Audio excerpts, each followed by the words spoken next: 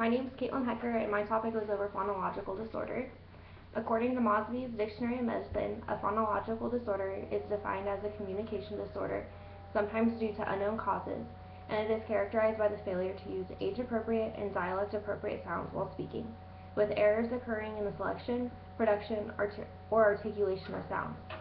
The most common errors associated with this communication disorder include omissions, substitutions, and distortions of the speech sounds. Phonological disorder is also referred to as an articulation disorder, developmental articulation disorder, or speech sound production disorder. Although the etiology is often unknown when associated with certain reference names of the disorder. If there is no identifiable cause, then it's known as developmental phonological disorder. However, if the cause of the disorder is known to be from a neurological disorder, the terms dysarthria and dyspraxia are then associated with the disorder. Problems or changes in the shape or the structure of muscles and bones that are used in speech production sounds, such as the cleft palate or the tongue or the teeth, can cause a phonological disorder. Damage to certain parts of the brain or the nerves that control how muscles and structures work for the creation of speech, such as cerebral palsy, can also cause a phonological disorder. Some research believes that genetics contribute to the disorder, and risk factors such as living in poverty or coming from a large family can contribute to the onset of the disorder. Hearing disorders, neurological impairments, and structural abnormalities may contribute to phonological disorders, as well as articulatory disorders that share similar qualities. Problems with pronouncing words is common for many children during early speech development. By age 3, a child's speech should be at least halfway intelligible or understandable to a stranger, and by age 5, a child's speech should be mostly intelligible, according to the Medicine Plus website.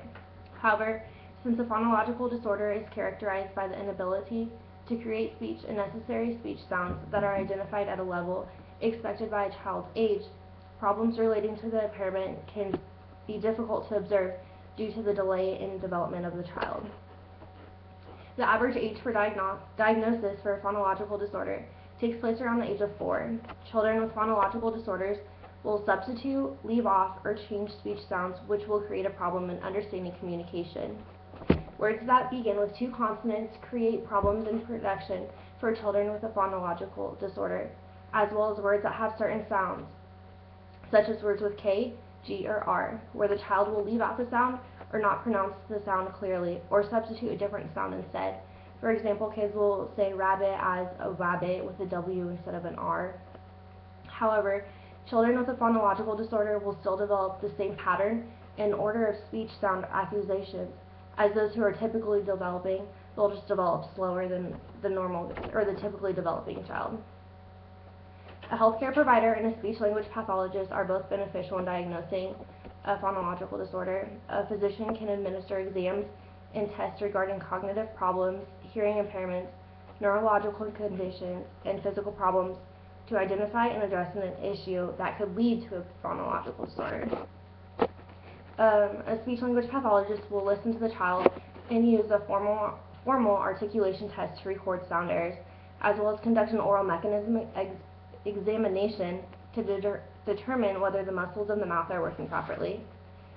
Age is an important factor in diagnosing, and a diagnosis should take place if a child is still difficult to understand by age 4, still unable to make certain sounds out by age 6, and leaving out, changing, or substituting sounds by age 7.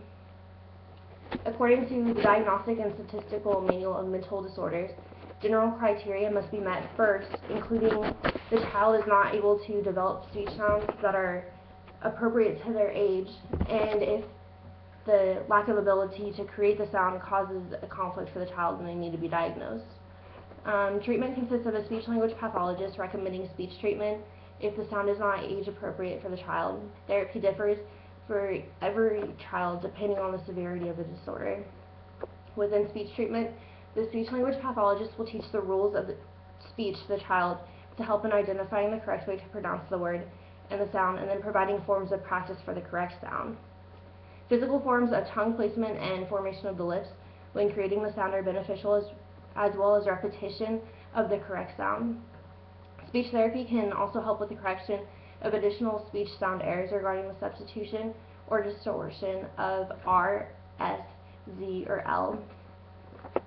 For 75% of children with mild or moderate forms or cases that are not caused by medical conditions, by age 6 they typically outgrow them and they spontaneously resolve on their own. And by age 9, most of the children have normalized their errors, so they no longer interfere with academics and relationships between family and peers. However, in some cases there may be mild effects that last until adulthood, but their speech is still completely understandable and it doesn't pose a threat on relationships and lowering of the self-esteem. For those children whose disorder is caused by a neurological or structural deficiency, the outcome and result is determined on the accuracy of the treatment and how early it starts.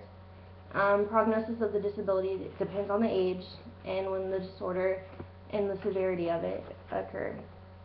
Phonological disorders are more common in boys than in girls, and only about 3% of preschool children and 2% of children between the ages of kindergarten through first grade experience this disorder, and then they usually outgrow them and they're non-existent by early adulthood.